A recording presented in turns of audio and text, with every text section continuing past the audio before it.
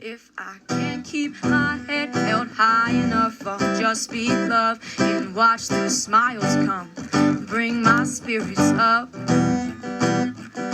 There's some shit I like to fix, but I still know that I'm blessed.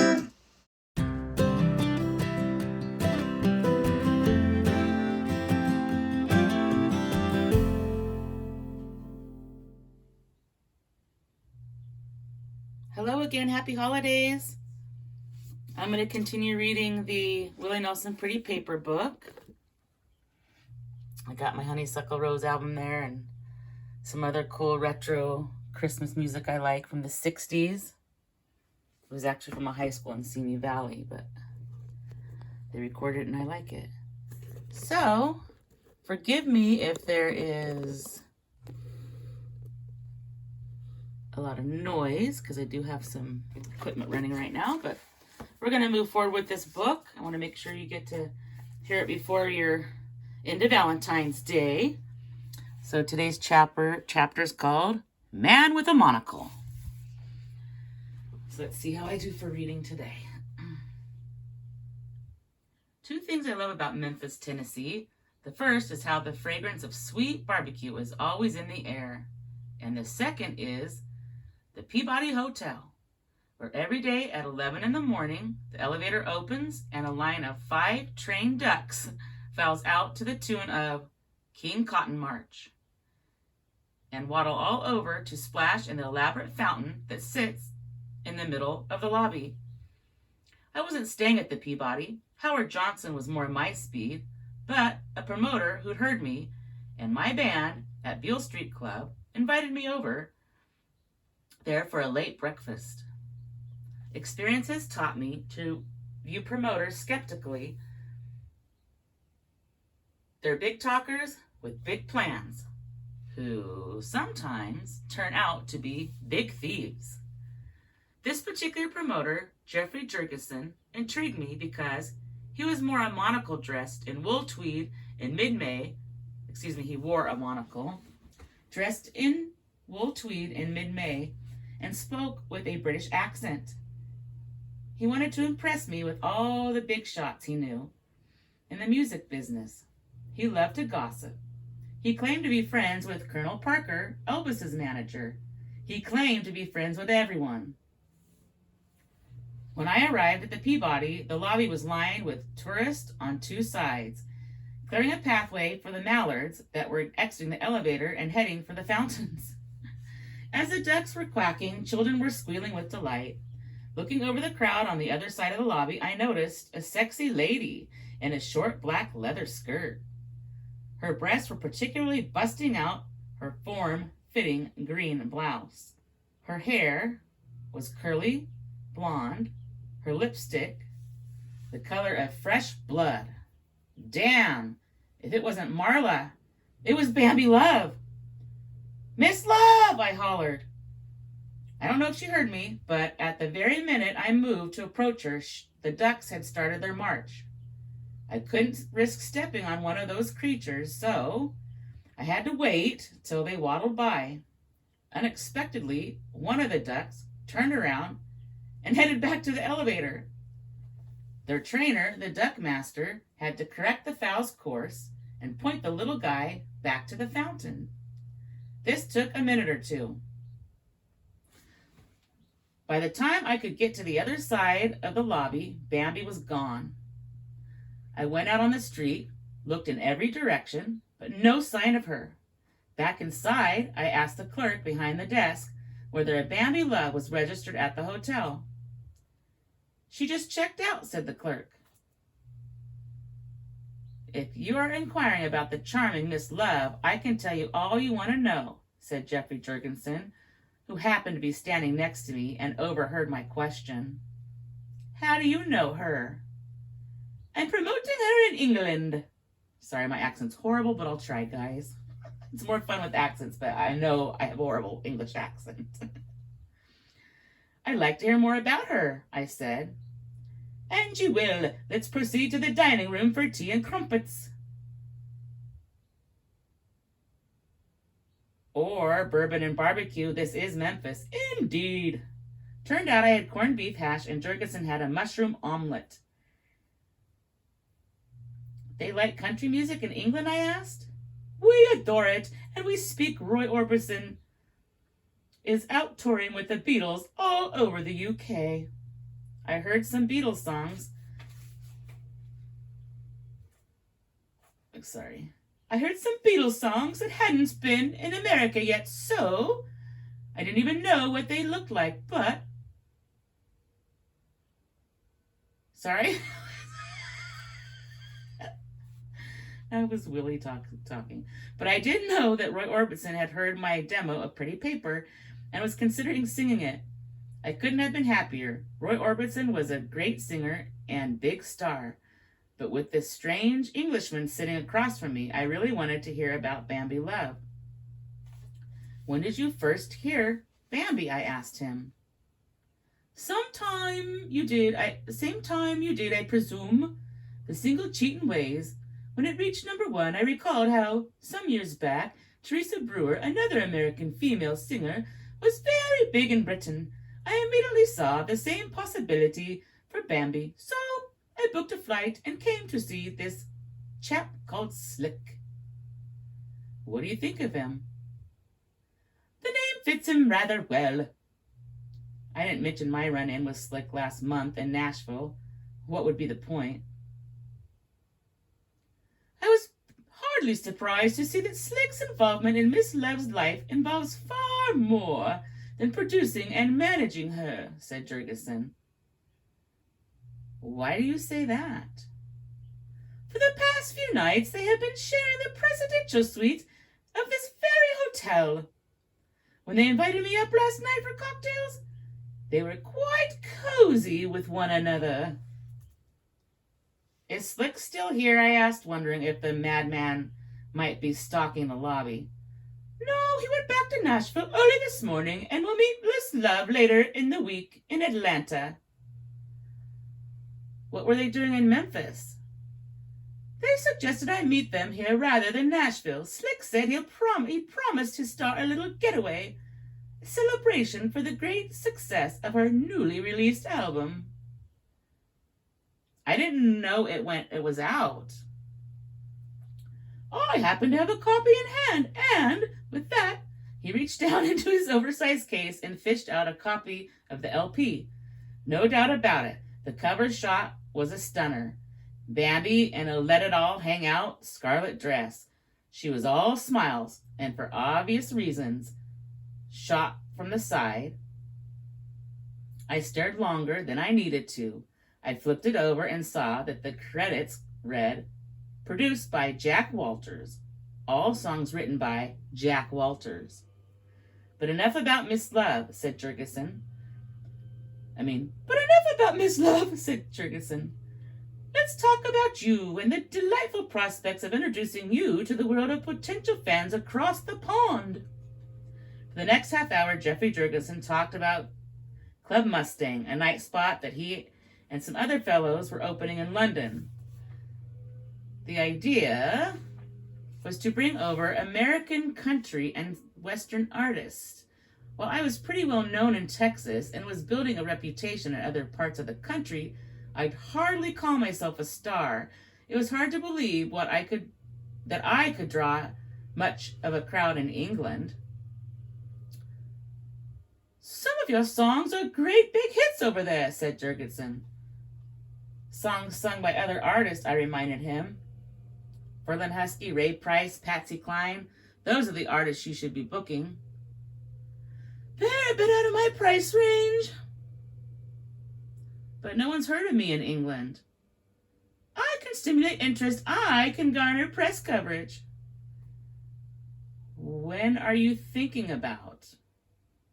Miss Bambi Love will facilitate our grand opening the second week of June. We'd like you to follow her. Why not, I figured. What did I have to lose? When we started talking turkey, the deal became even more attractive. His offer was exactly double of what we'd been getting playing dance halls in Texas and Tennessee. He sealed the deal when he said, Given your great curiosity about Bambi, I'd be delighted to fly you over a day early so you can catch her last show. I should have seen it coming. When we booked on a fly-by-night, no frills, no food airlines, with a 6-hour stopover in Reykjavik, Iceland. When we finally arrived in London, there was no one to greet us, so we took a cab to the address in our itinerary, which turned out to be a Fleabag hotel across the street from a burnt-out warehouse. Starving and jet-lagged, I fell asleep for 12 straight hours. When I woke up, it was Saturday morning. That night was Bambi Love's last show at Club Mustang. I planned to arrive early and finally have a chance to ask her some questions. My band didn't open till Monday, so there was time to recuperate from the long flight. Our other two bandmates were still sleeping when Brother Paul and I went out to grab some grub at the corner cafe. We were both glad to see ham and eggs on the menu.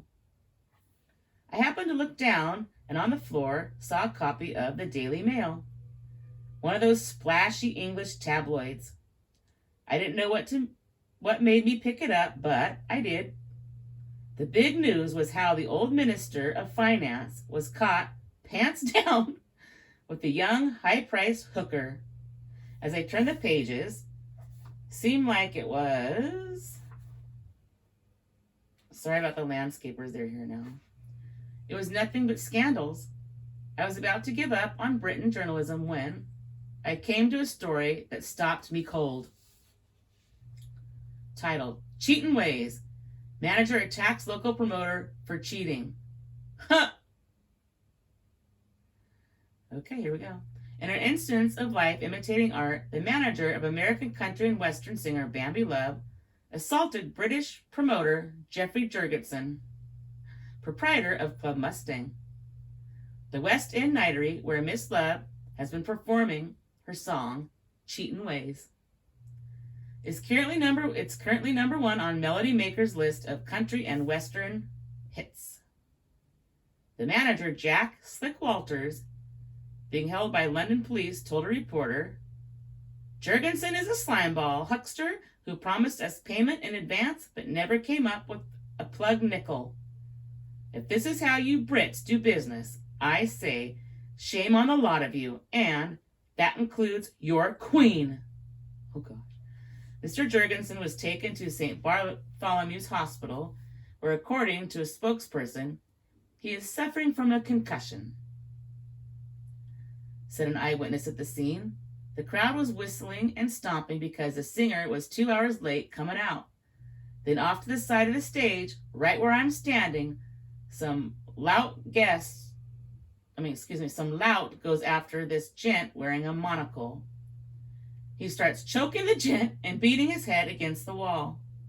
The lout doing the beating is pounding so hard that a black wig flies right off his head. It would be funny except for the poor gent who'd be beat dead if not for me and some others hadn't pulled the lout off him. A publicist for Club Mustang said, the club, which opened only a fortnight ago, will be closed until further notice. Okay, that was a short chapter, so I'm going to read this other one real quick, and that'll be it for the day. This one's titled,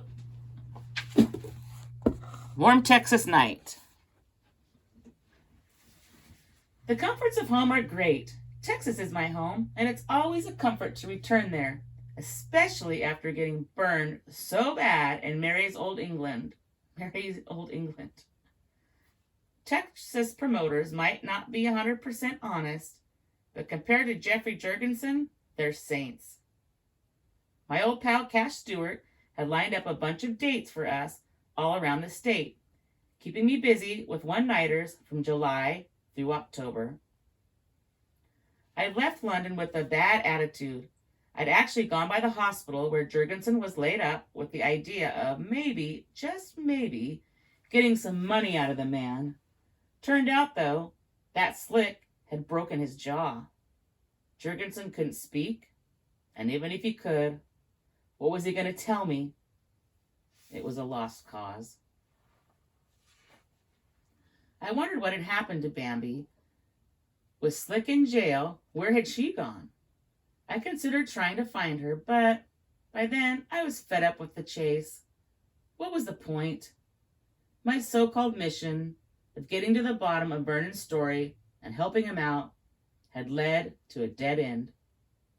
If I hadn't been so distracted by my mission, I would have seen through Jurgensen's bullshit and never left the country in the first place. My mission was clouding my judgment and keeping me from seeing people for who they really were. Slick, Jurgensen, Marla Bambi, the whole lot of them were no good liars and scammers. They used each other and anyone else they could con. Their enterprise was corrupt to the core. Thinking I was onto something, believing I could make a difference, all I'd done was chase my own tail. It was about time to face the truth. I'd been a fool. When there was a problem with our return plane tickets, I had to call my national publisher to wire me money. That was the last straw. Now Vernon Clay and the mysteries surrounding him were officially part of my past. My present was the long trek through Texas. I'd started out in Houston and worked my way up the state to Waco and Dallas, and was now playing the Stagecoach Ballroom in Fort Worth, one of the bigger venues for live music in the city, where it was nice to see that I could still draw a crowd. After the big Saturday night show, I was glad to see Big Bill come up to the bandstand and say hello. "Who's tending bar?" I asked him as I leaned over to shake his hand. "Couldn't miss your show, old buddy," he said. "Glad to see you've come up in the world." "Not as far as you'd think," still singing for my supper. "You around tomorrow?" asked Bill. "Yes, sir. We don't head out of Wichita Falls till Monday." "We don't head for Wichita Falls till Monday." "Well, come by tomorrow night. I'll buy you a drink and some of that chili rice you're so crazy about." You got a deal. Didn't think that much about it. It was always fun to shoot the shit with Big Bill, and I could practically taste the chili rice. Be nice to say hello to Chester and Essie. I had to confess that Vernon Clay did enter my mind. Maybe he'd moved back in. Maybe they knew his whereabouts. Maybe, but no. I was through chasing down Vernon. Just give me some chili rice.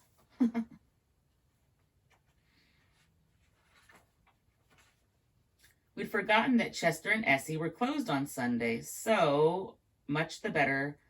It was enough to sit with Big Bill, who grilled up a couple of burgers, and hear the scuttlebutt. Nutsy Perkins, cleared of all charges, was back on the street and stronger than ever.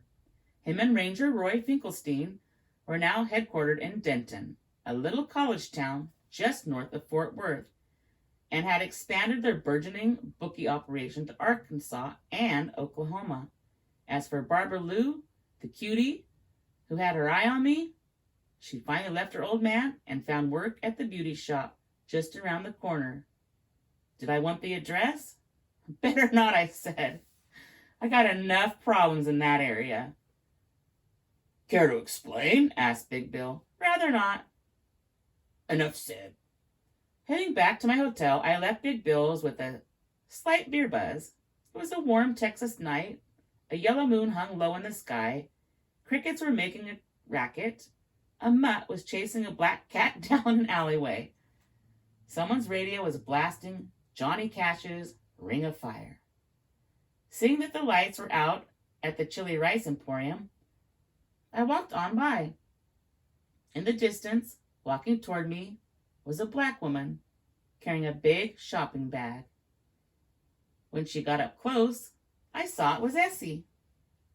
"Well, I'll be," she said with a big warm smile.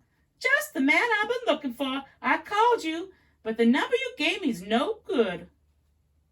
"We moved to Nashville a few months back. Let me help you with that bag." "Don't mind if you do. Just came from my sister's. She helps me grate the cheese and grind the meat for the coming week. Come on in. I've got something for you." Seen Vernon? I couldn't help but ask. Haven't seen him, but we heard him. We went around back to the outside staircase that led up to their above-store apartment. Look who I got with me, Essie told Chester, who was sitting next to the radio listening to a baseball game. Chester greeted me warmly before asking, You come to get your package? I just bumped into him in the street, said Essie. He didn't know nothing about that package. What package? I asked. That one, said Essie, pointing to the stack of paper on the kitchen table. I walked over and recognized the same multicolored paper stock Vernon had used in the first batch I'd read. I took a quick glance and saw that it was his handwriting. Came in the mail, said Essie. The note said that you'd probably be coming by, and when you did, this is yours to read. Was there a return address? I asked. Nope. What else did the note say? Only that he was missing me and Chester, but not to worry about him. Well, you gonna read it? Asked Chester. You bet, I said. Gonna read it tonight. The Western Hotel had seen better days, but the price was right, and electricity worked. I sank into a saggy easy chair that faced the window. Eerily, the window looked out on Leonard's. The big old department store was sitting there, right across the street. I could see the exact spot where I first encountered Vernon last winter. The floor lamp next to my chair held a dim bulb that cast a pale yellow glow on the paper in my hand. My eyes glanced on the words before me. I picked up the first page and didn't stop reading till the last. So that's the end of that chapter, and here's a few pictures. And then the next chapter, it has no title again, but we do know from previously it's on the pink paper. So those are going to be Vernon's story on the colored pages. All right, we made it, guys. Happy holidays. See you next time. Bye.